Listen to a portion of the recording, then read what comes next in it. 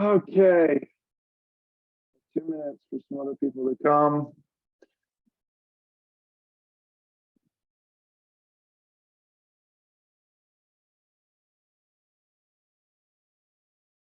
Can you guys see if you can type something in the chat? If it works. It works. There you go. Jim McGuffin, I am here. hey. Yeah, How are you? the best dressed and best looking man came in. Well, I don't know about either of those things. Yeah, I'm feeling too blank back here now. I need to get one of those, Tucker. I know. You got to blur it out, Hillary. Yeah. Christmas is coming up, Tucker. Don't forget about me. All right. Okay. We should have one more person. Where Stephanie is. All right, y'all, we're gonna start the webinar.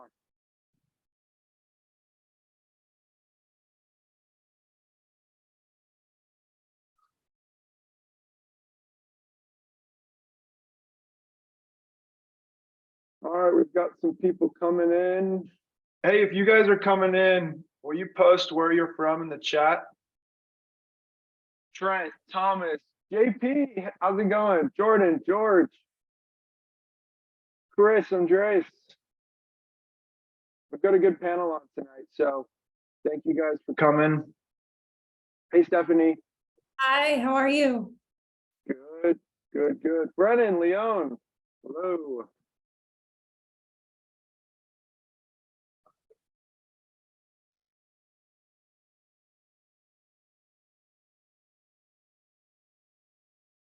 All right, y'all. Well, it's 5:30 Central Time, so let's get started. We've got a bunch of people filling in right now, so thank you guys for coming through. As you all know, we've got the leaders around the country in the executive search world. Either these guys own their own firm or they're head of their real estate. So Hillary's our person in the Northeast, Kent, West Coast, Jim, Central, Stephanie, Central / Miami, Southeast. We've got people on from all around the country. And so I wanted to have you guys be on this panel because A.CRE is just so big. And I want to get started. So Hillary, why don't you introduce yourself and we'll go around the team. Sure, very quickly. My name is Hillary Shine. I've been in the recruiting business for 10 years after 10 plus years in finance and raising capital and structuring joint ventures for commercial real estate. Our firm is a small boutique firm. All we do is commercial real estate. All the principals come out of various aspects of the business. We do searches all over the country from the C-suite down to the analyst level. But we do have, as Tucker mentioned, a much heavier concentration in the Northeast in that Boston, New York, DC corridor. So we'll be focusing more on those markets today.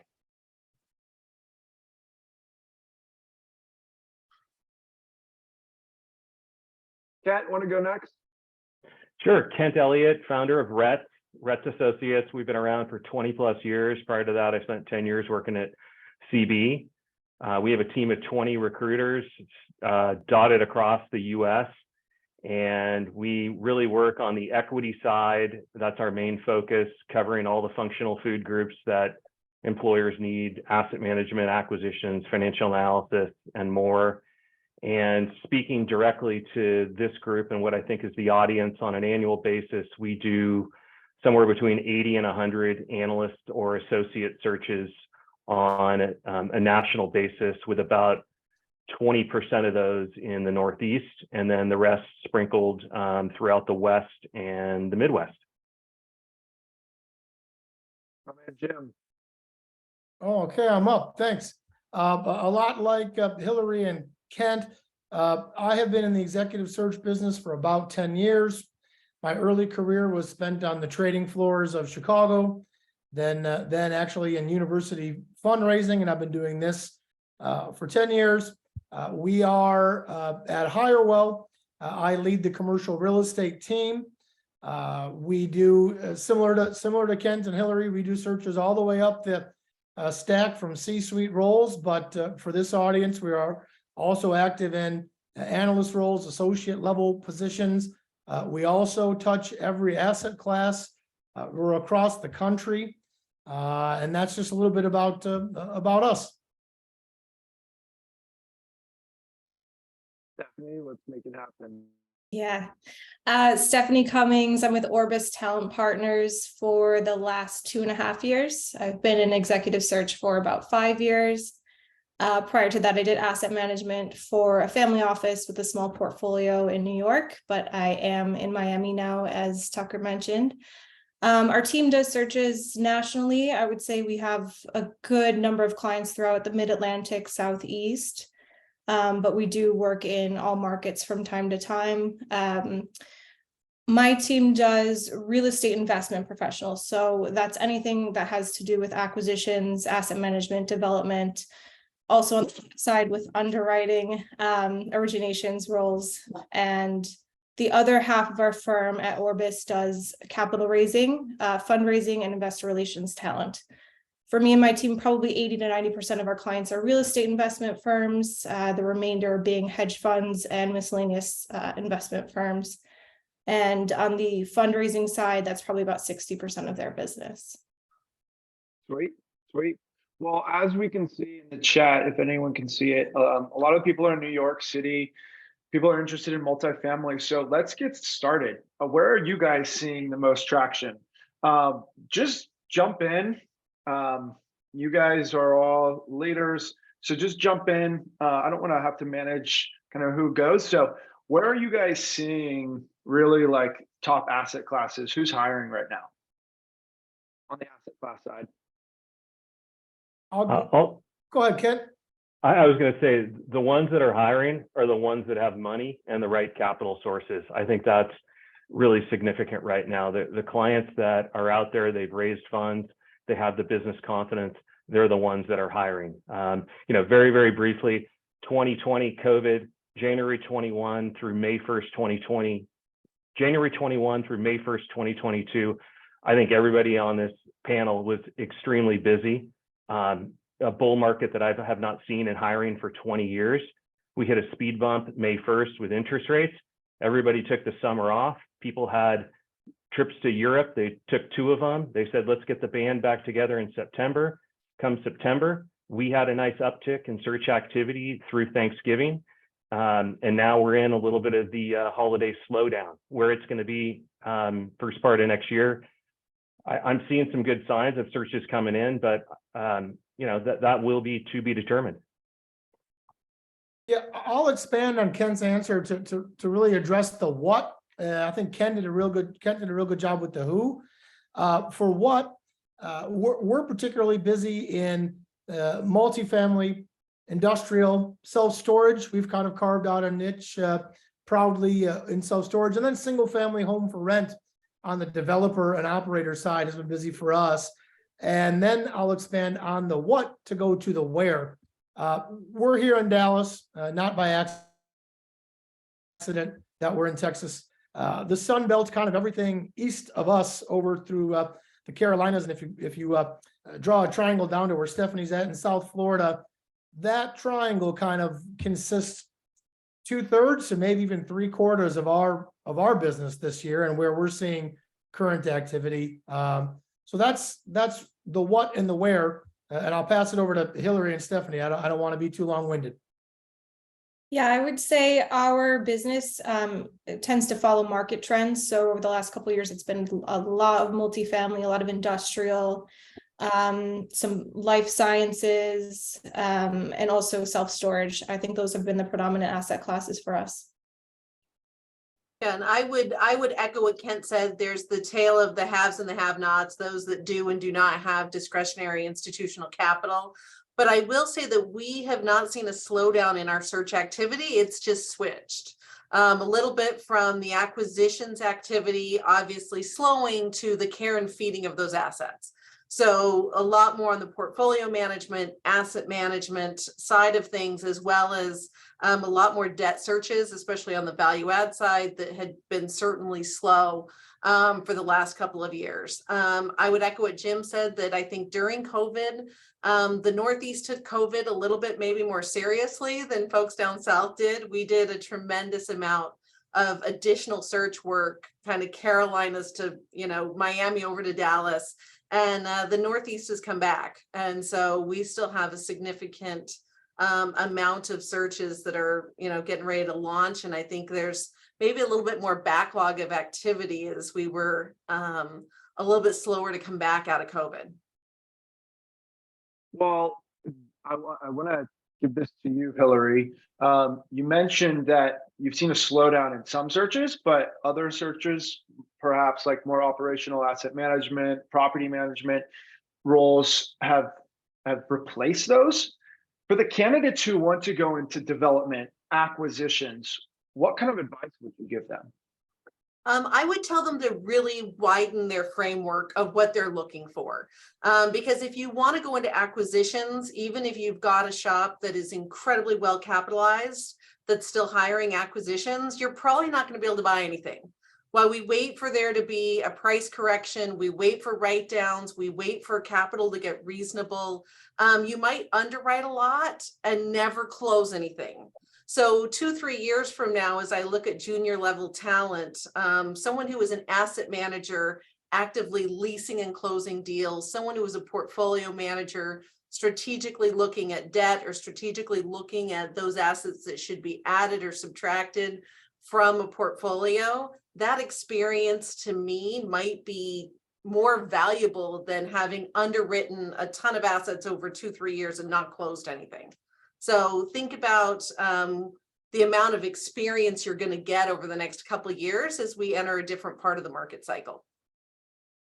Kent, you have a long career in property management. What kind of advice would you say for the candidates? The hiring, it goes with the risk spectrum, and if you look at like low risk positions, which I don't think anybody on this call is interested in, you've got accounting and property management. Low risk, you need them bull market, bear market. Mid risk, asset management, you need them a lot of the time. High risk, acquisitions and development, those are very cyclical. We've experienced a nice bull market for the last 10 plus years in a lot of sectors. And you always have to be careful of the risk spectrum of what you're getting into. Jim, Stephanie, do you guys have any advice on that? The only thing I think I would add is if you have the opportunity to look at multiple opportunities, try to get one where you get the most diversified experience in terms of asset types too, so that you can pivot your career into different markets, different asset classes, depending on what's happening, economically. So I got another question. Hillary, you mentioned in New York, Boston, COVID kind of hit you guys a little bit longer. For the candidates who are in those markets and who might be having a hard time getting that first role, would you tell them to perhaps look elsewhere around the country? I would have actively said that 6 to 12 months ago. We did a lot of get out of the cold, get out of the lockdown relocations out of New York City down to the South during COVID. Now I would say that New York is still back to being fully active. I would echo a little bit about what Stephanie said and trying to keep broadly about what asset classes you want to be representing, to not maybe pigeonhole yourself, but we are seeing a lot of activity still in life science. I don't know how long that's gonna continue to last, but a lot of the niche strategies are still getting equity. So you have to look at where the large institutions are putting money, and they're looking at, not shocking that Jim's busy in self-storage, life science, single family rental might get a little hiccup here, but we're kind of watching where those things are going to be moving. And Ken, I know LA as well was kind of hit by COVID a bit longer in San Francisco. Were you giving that advice to those candidates? What are you kind of telling them now? No, there are plenty of opportunities in San Francisco and LA and Orange County. We haven't seen any, slowdown in activity because of COVID in hiring in 2021 and 2022. I mean, it's 2021 was all about making up for 2020, and that bled into 2022. So yeah, there's been a slowdown since Thanksgiving, but having done this 20 years, I know that's part of the game. I've seen it a lot of years where it slows down during the holiday season. Last year, the only time I felt it slowed down is when not that I had anything to do with it, but when I basically unplugged and went to Hawaii with the family for a week. That was the only time I saw it slow down during the holiday season last year. This year, though, is a different story, and that's somewhat normal. You got to know the market. Well, you and Jim need to go to Hawaii together. All right, so Jim, kind of talk to me about what your clients, what are they saying about different candidates right now? What are they saying about the market? What are they saying about hiring, Q1, perhaps even bonuses, comp plans? Okay, there's a lot of questions there. Before I begin, I'll just give a shameless plug to folks who want to contact me, either watching in real time or if this is aired after the fact. I have the world's easiest email address, jim@hirewell.com.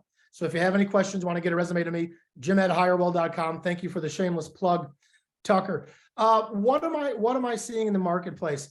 From the hiring perspective, from the client or company perspective, we're seeing in my markets a little less patience with work from home demands by candidates. There was a level of appeasement, I would say, or at least tolerance of the desire. Now my clients, and again, I'm in that Texas to Southeast triangle with 2/3, 3/4 of my searches, and my clients are scratching their heads wondering why people don't want to come to work.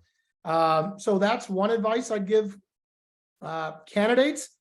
Maybe the last 2 years was an anomaly, and maybe you should prepare yourself to be a little bit more willing to come back. Now, not necessarily 40 hours a week in office, but maybe come back to office a little bit more. What am I seeing? And I think you asked me about maybe the market, the macro environment. Yeah, I think that there's three factors maybe pulling down on the market right now. One is the overall cycle, minus, like Kent brought them out, minus a few slow months in the beginning of COVID. We've had a 10-year cycle here. I think Ken mentioned, I'm stealing your thunder, Kent, that we've had 10 years of go, go, go. So maybe that 10-year cycle's long in the tooth. Also, maybe we're reverting back to the norm where the year end or holiday cycle is slowing things down. So maybe that's slowing overall demand. Also rates, certainly we've been had a 6 or 7 month trend here of increasing rates, cost of capital rising. That could be that is pulling down on the market as well. Now, how long do all those things last? Do we all snap back in 3 weeks and we're just as busy as we want to be? And those last 20 pounds I promised my wife I would lose when we slow down, I have to renege on that, and I'm going to stay this way because we're going to be busy. She'll have to learn to deal with that. But we may be right back on in 2-3 weeks, going as fast and furious as we ever have. I hope I covered most of your points, Tucker. You threw a lot at me there. I want to talk about compensation. Will anyone maybe talk about this kind of from my perspective? Analysts, and Kent, you guys just did a CRE kind of comp survey.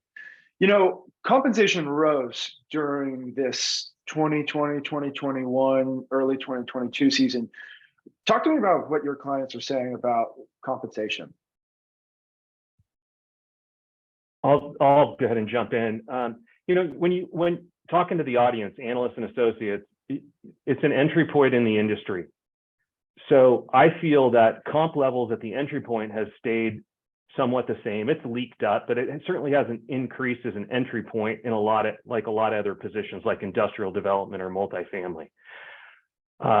we just did our 12th survey. It's on our website, or if you send me a note or LinkedIn message, I'll send it to you. We just did a survey of 300 respondents, CRE analysts and associates, and we had an economist go dissect the data and write up a report on what comp ranges are by experience and by title. Now, what you got to remember though is, and I see a lot of people are in New York here, the Yankees just signed Aaron Judge 9 years, $360 million. I will tell every single one of you, and myself included, like that's one data point. That doesn't mean everybody's worth 9 years and $360 million. Just like you could go to Trader Joe's and buy a $4 bottle of 2-buck Chuck, you could go to a nice liquor store and buy a $150 bottle of Chablis. Like people come in different shapes and sizes and different comp levels. The clients that we have that pay the most on the analyst associate searches are the PE firms that are just stacked with cash, and they are really hiring like the top 1 to 2%, and they're paying them big numbers. A lot of our other clients, they hire good, high quality analysts, but they're not paying top of the market.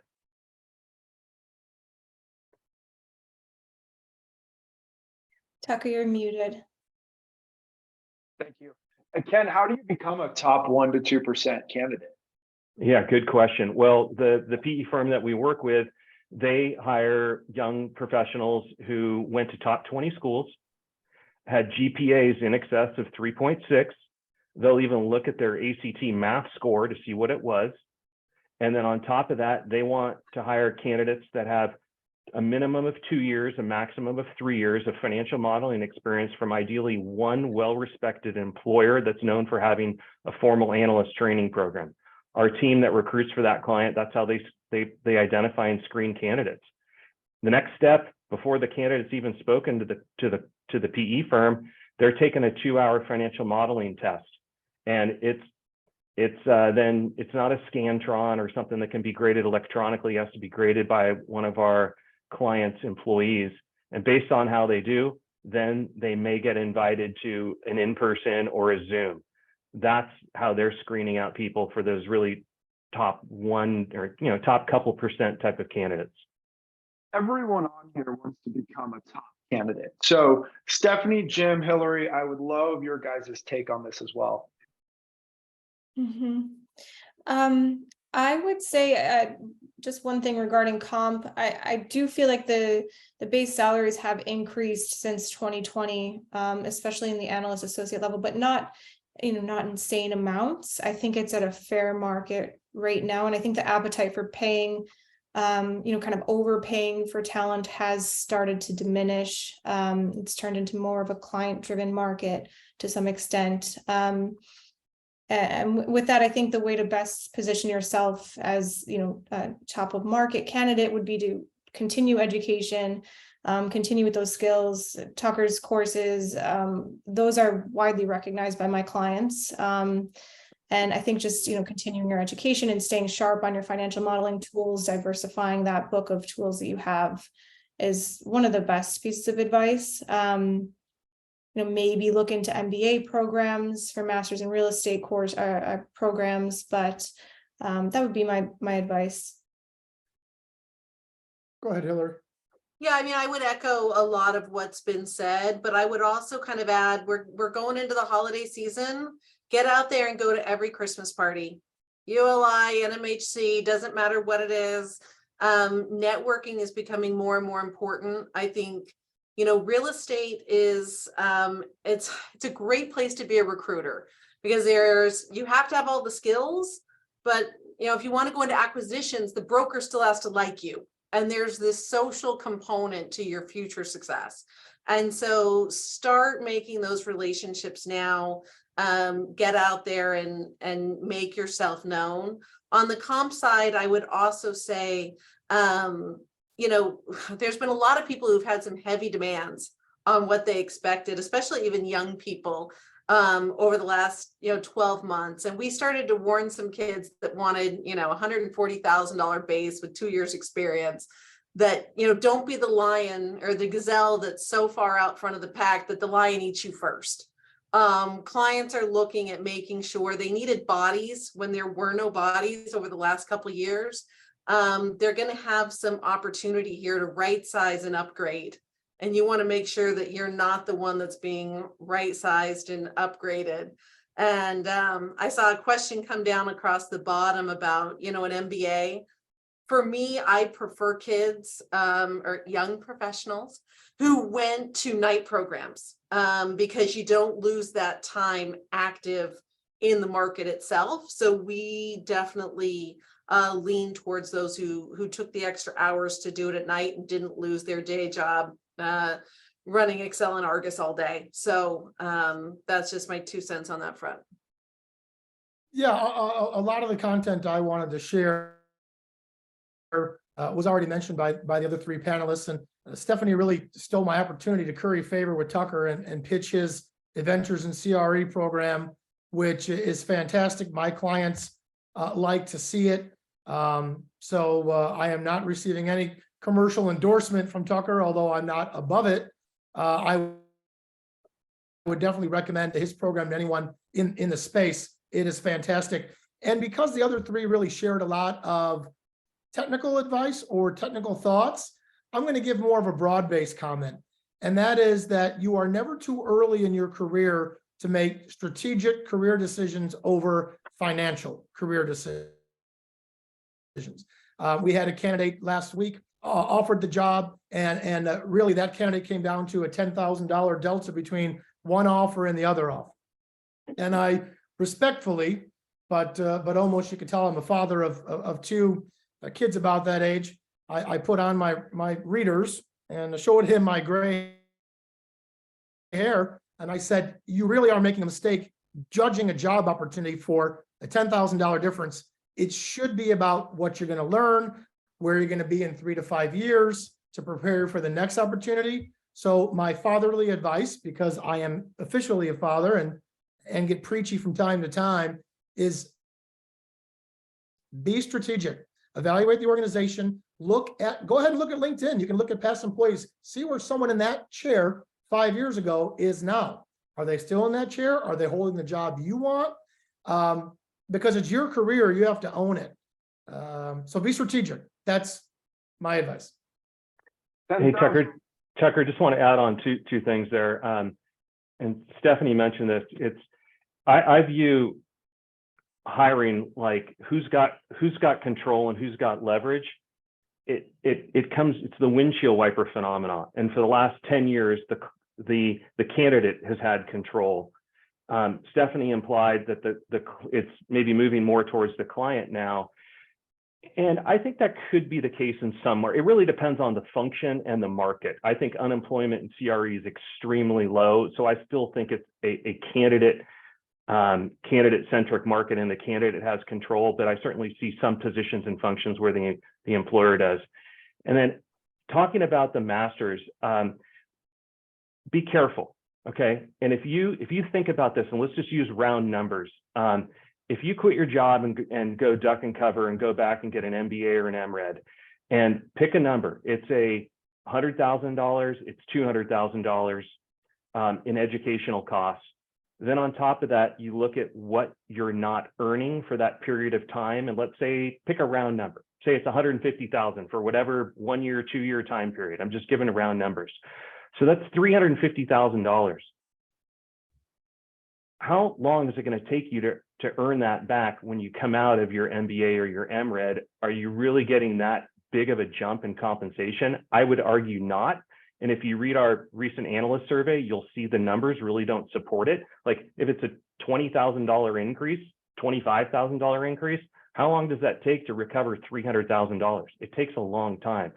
So my whole point on that is the real estate industry likes experience, and your experience is going to get you more opportunity rather than an MBA or an MRED. Now, there are certain exceptions to that, with the top 1%ers coming out of top MRED, top MBA real estate schools. I agree with that 100%, but for the vast majority, be super careful. So Ken, I just want to challenge you a little bit because people need clarification when it comes to this. One of the questions was from Zachary. You know, he's someone who's a career transitioner.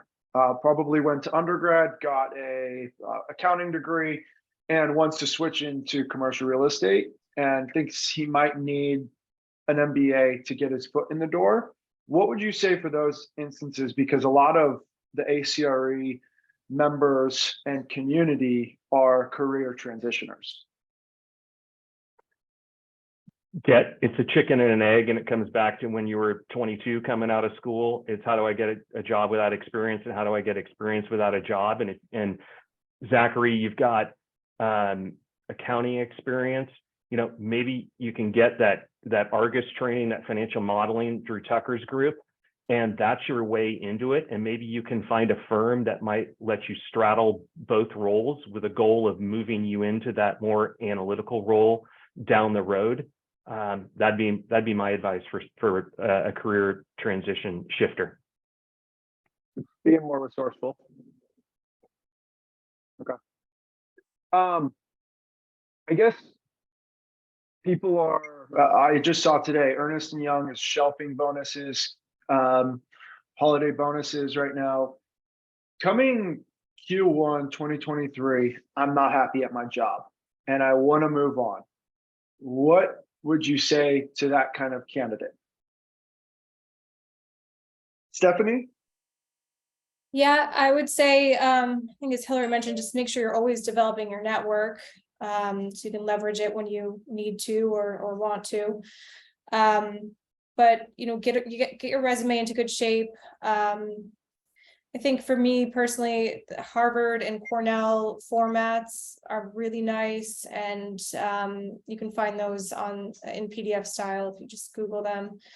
And within the resume, highlight transactions. Numbers come across really well on those.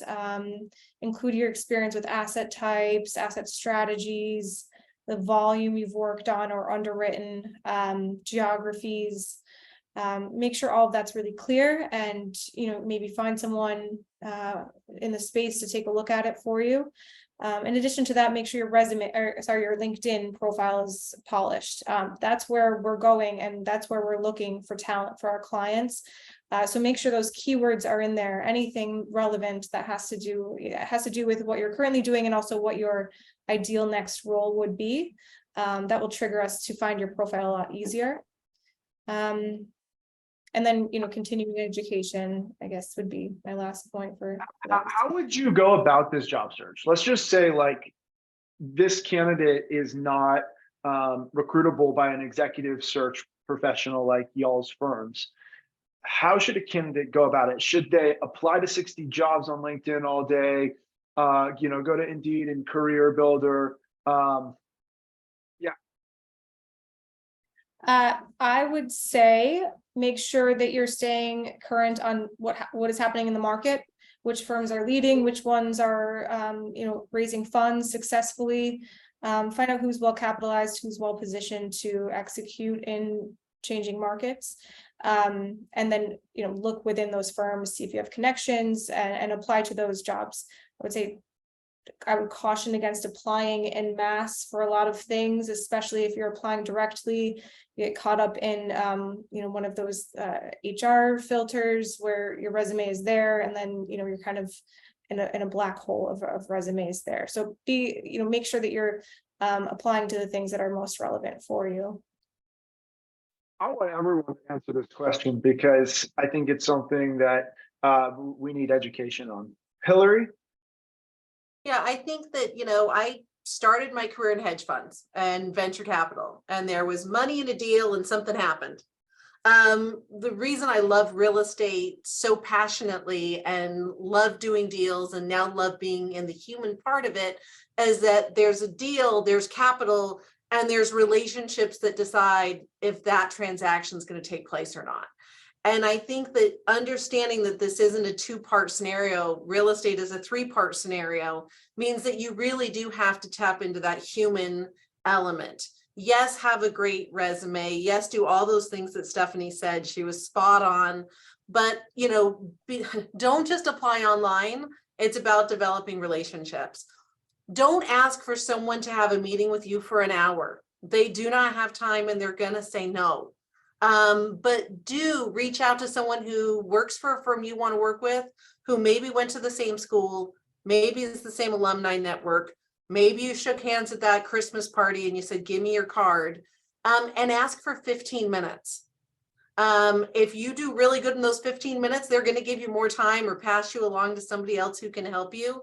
But be strategic about and be respectful of people's time and getting in front of them proactively.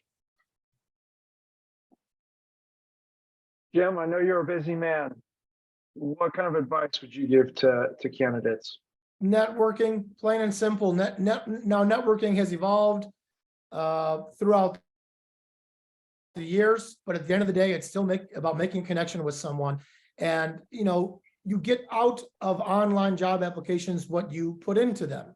And it's generally a process that takes seconds.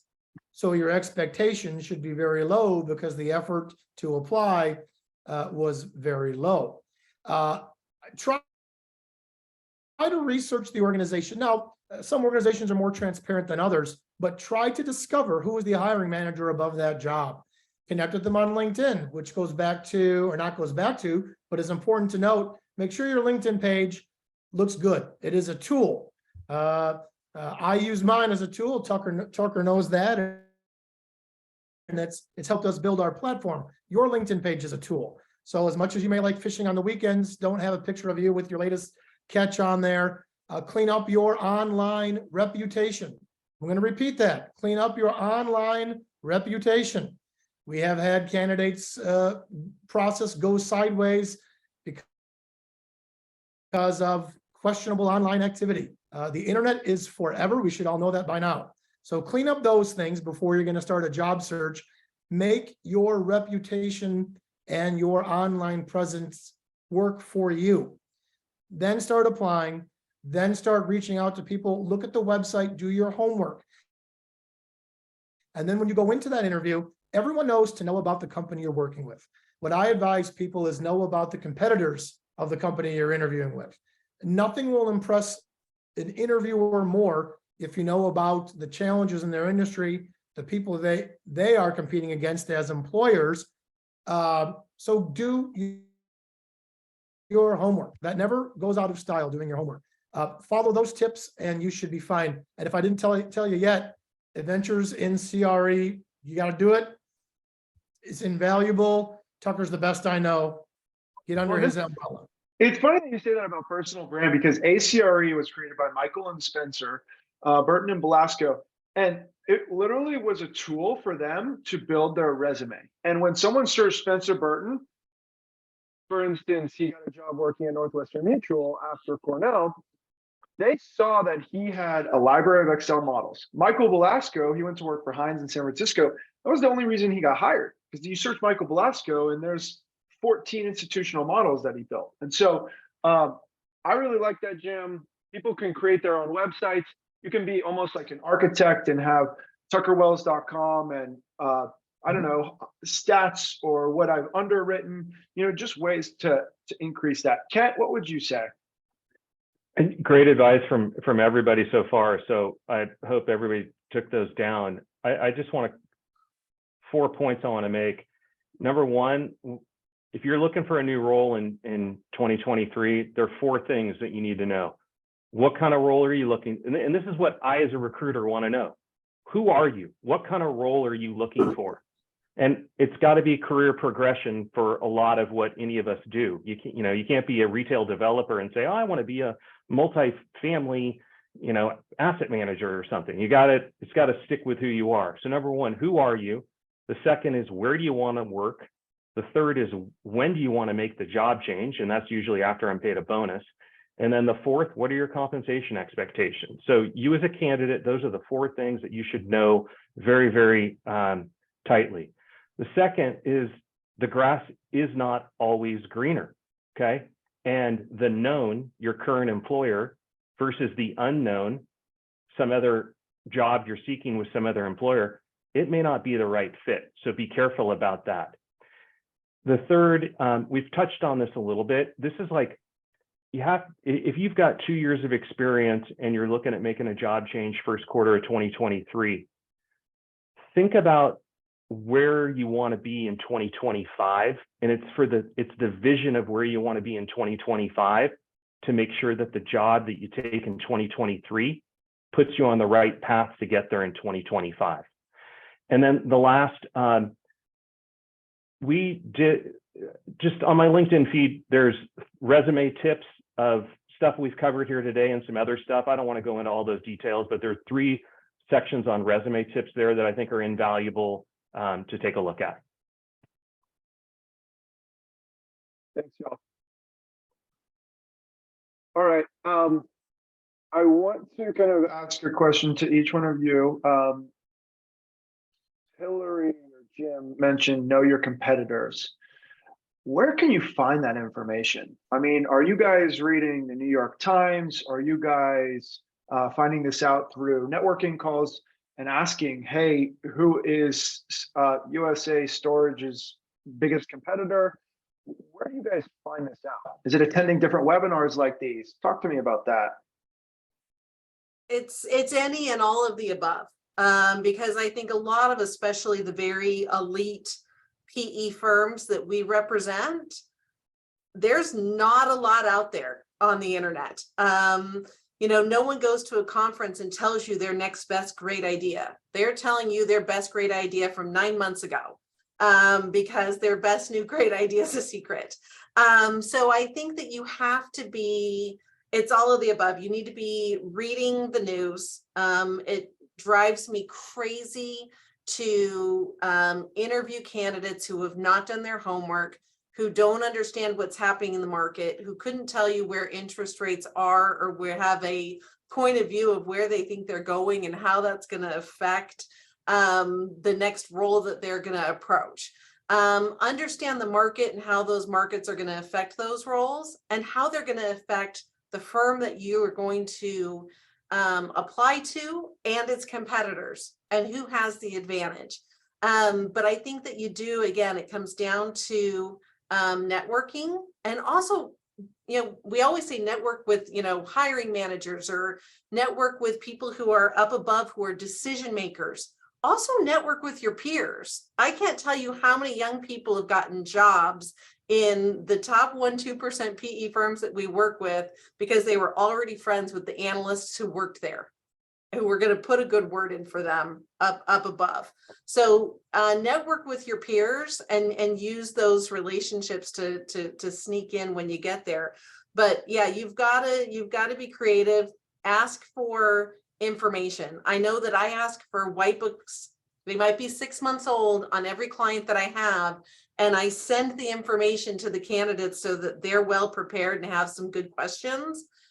Question your recruiter, question HR, say, are there things I can read to prepare myself? Most of the time, they're going to be impressed that you want to be prepared, and they're going to want to help you. We want you to do your best.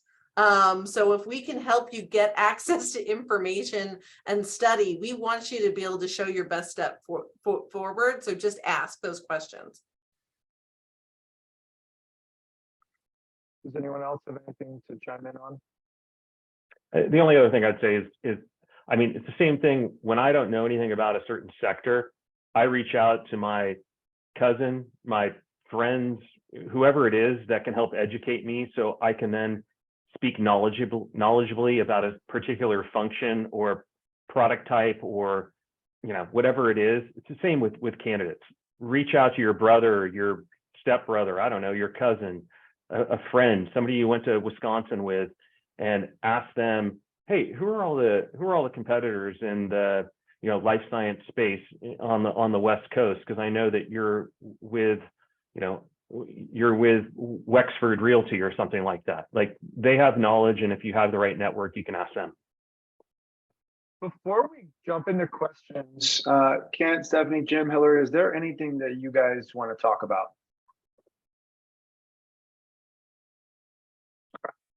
There's one thing too, I did want to mention that I've been seeing trending quite a lot, especially with clients who have institutional capital partners.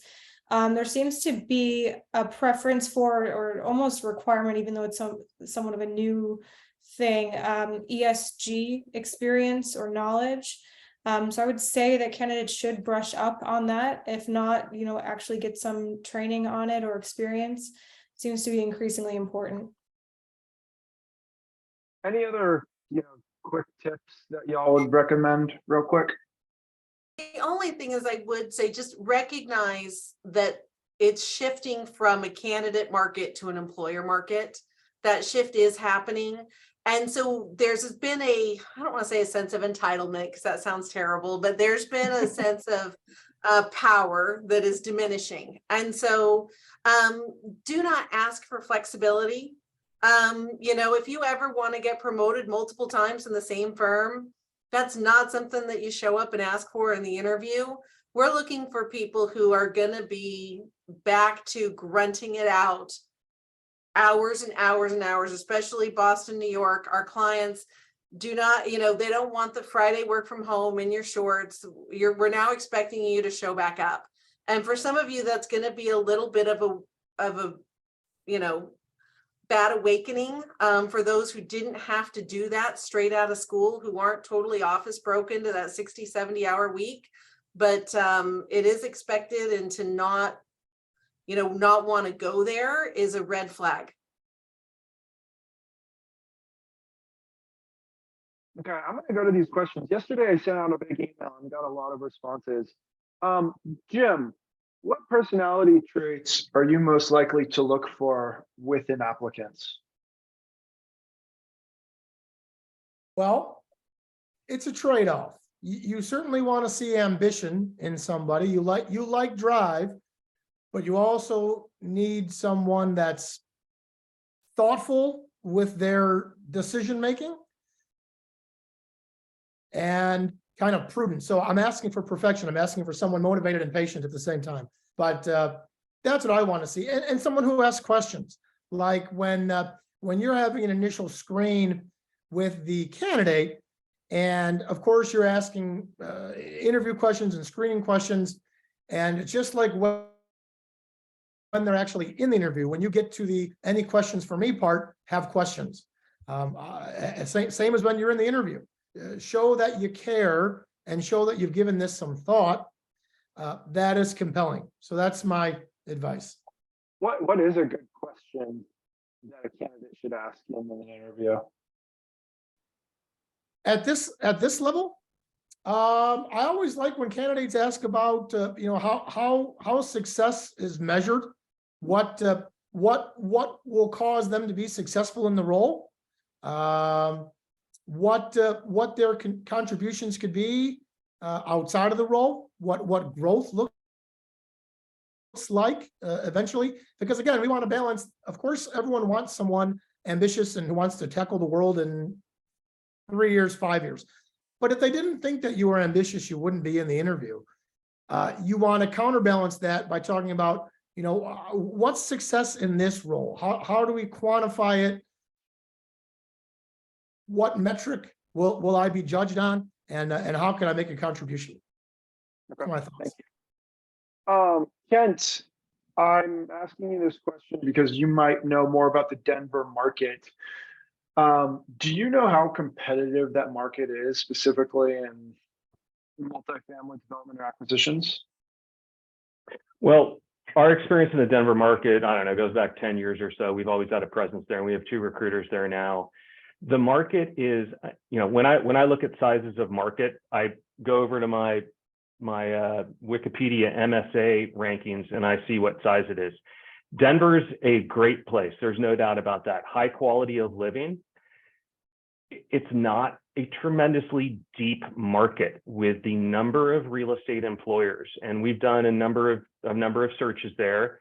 At a more senior level, there are a lot of reloads, and you have to be careful when you're reloading to Denver that you're there for a job, but if that job comes to an end because your company gets acquired, the chances of having that same job with another firm in Denver are a lot lower than a lot of other markets.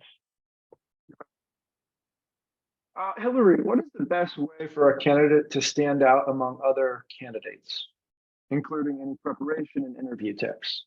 I think, again, we've talked about a lot of them in terms of I think Stephanie had great recommendations on your resume. Don't just have a list of the job description. Are you any good at it and what have you done? You know, get those numbers on there, get those markets, get those things, but also be prepared to talk about a certain deal. Know a couple deals in your head cold that you can use as an example. A lot of times you can get lost talking about, like I am right now, whatever a broad question is. And if you have a deal or two that you can point to as an example, it'll help you focus and help you come across as an expert. I think the other thing is when I'm interviewing someone, the last question I always ask is, what do you do for fun? If they don't learn anything about you in that interview, that's a problem. You want to be able to make sure when we're interviewing people, and especially even young talent, you might be stuck on a plane with them for 3 or 4 hours and then a bad experience on the plane. And then you get to the, hotel, and do you want to have dinner and a drink with this person? If the answer to that is not yes, you're not getting the job, regardless of what your SAT score was. So you need to kind of focus on also ways that you're going to highlight something competitive about yourself. And I don't care if it's your handicap in golf or something else that you've done that can show competitive fun, engagement, your favorite restaurant, something that allows you to get your personality out there. Do you think candidates should go in with, and I think you said this, with like, hey, I'm going to bring up these 5 things that are about me, whether it talks about my drive, my focus, my perseverance, my ambition. These are 5 stories that I want to go into the interview with and talk about. Always have a list of things that you have ready to go, but do not pull a politician in an election campaign where they say, hey, what color is the sky? And you say, the sky was green yesterday because, and you don't answer the question at all. Make sure you're prepared to answer the questions that are asked, but have a toolkit of examples and things that you want to talk about that don't come across overly rehearsed, that are just things that you have on the fly ready to go. Tucker, one thing just to add on there, in an interview, you have to let the employer control the interview and not be, especially at this level where we're talking 2 to 6 years of experience. You'll get your chance to ask questions, but let the employer drive it and ask the questions. And I love Hillary's example. I've used the same, what color is the sky, many times over the years. A 1-word answer is wrong, and a 500-word answer about being in a high rise in Miami and looking out over the Bahamas and seeing the sky being all sorts of different colors is also the wrong answer. Okay. Do you guys specialize more senior mid-level jobs, or do you also help more entry-level positions? Me and my team work on roles across the spectrum of seniority. We've done plenty of analysts. I would say nothing entry level, really, but anyone with a couple years experience at least is someone that our clients would hire us to find. So call it an experienced analyst or senior analyst up to, director, managing director level. So like, would you guys all agree that 12 to 18 months is the cutoff of when you guys can actually place some candidates? For me, yes. For us. We might do a couple interns here and there as favors to very good clients, but for the most part, we started that kind of 2-year analyst that it already knows their underwriting cold, because our clients just don't really have, for the most part, the ability to train. They want you to show up with all the basic fundamentals. Hit the ground running. Yeah, similar answer here. Some of our clients come to us and say, hey, I need to hire an analyst. I want them to have 1 year of experience. And guess what? They're going to have that 1 year of experience somewhere else. So on our investment practice for analysts and associates, it can start at 1 year. And then we go all the way on up to, VPs, SVPs, and C-suites. And you got to remember, real estate's a pyramid. There are more positions, at that analyst and associate level than there are CFOs at a firm. Any advice for students seeking summer internships or winter internships?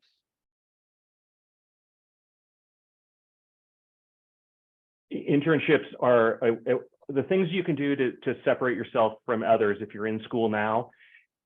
Real estate license, look at getting that, your salesperson license. Second, learn Argus, learn financial modeling. These are like check off the box type of things. So if you're graduating in May 2023 and you're up against 400 other people in the market and they don't have their real estate license or Argus certification, that separates you. So those are, and if you can get an internship during the summer or during the school year, yeah, go for it. All those things are going to help separate you, to help you land that first job and solve that age-old question of how do you get a job without experience and how do you get experience without a job? Pierre, that question was for you.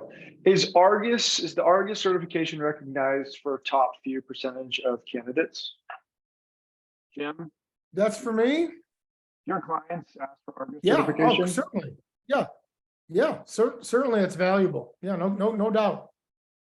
100%. What percentage of your candidates have been through the A.CRE accelerator? Is that for me? Not Uh, enough, Tucker, not enough. That's my answer. Not enough. For those level searches, for those type of searches, I would say in the last 6 months, half. Yeah, half. It's been a great program, and I certainly am fortunate enough to have connections in it and through yourself and others, and it's something I look for. And when I'm doing searches on LinkedIn for keywords, I'll look for that, and my team will look for that. Yeah. Jordan, here's what I'd say about that. Like, the A.CRE accelerator is not, hey, it's going to get you the job. Hopefully it gets you the interview, and then it's all up to you to succeed in the interview. So that's kind of what I would say. If you guys were an undergrad, what are some minors or what are some majors that your clients look for when hiring? Finance, economics, if you can find a real estate undergrad program and that's what you want to do, take that. But, it's a little bit harder to find. So I would say finance or economics, mathematics. Yeah. And I would say that those are really good. And when you think about, I think we're always looking for the proof statement. Someone says, I really want to be in commercial real estate. We're like, okay, what have you done? What's on your resume? What's on your background? What'd you do in college that proves that to me versus you just saying it? And whether it's taking adventures and real estate classes, whether it's getting those really solid, good internships, we look for a minimum of 2 really good, solid internships. Argus certification is okay, but we see it as kind of a crutch to people who really don't use Excel really well.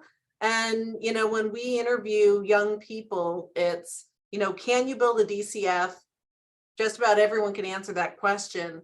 Can you build a waterfall? It gets a little bit, fewer. And then can you build a macro? The further you can answer yourself down those rabbit holes of questions while we're trying to figure out where your skill set lies, the better off you're going to be.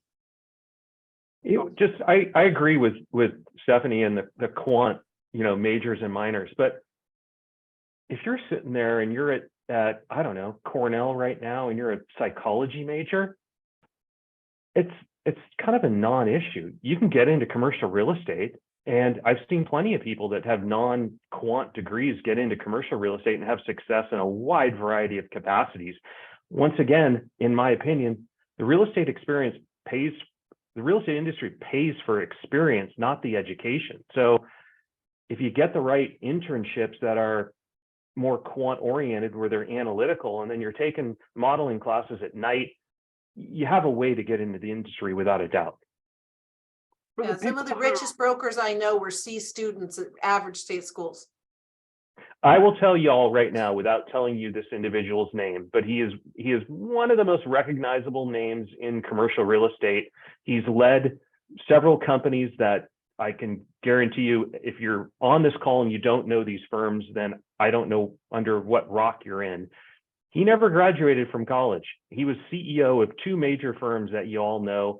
I won't tell you what school, but on his bio, it says Joe Blow attended the, SMU University, Southern Methodist University, and it wasn't that school. That's just where Tucker went. It's School of Hard Knocks. For the people who are those 1%, top 1% people, how can they still continue to excel? They've done the A.CRE, Argus, MBA. What's next for them?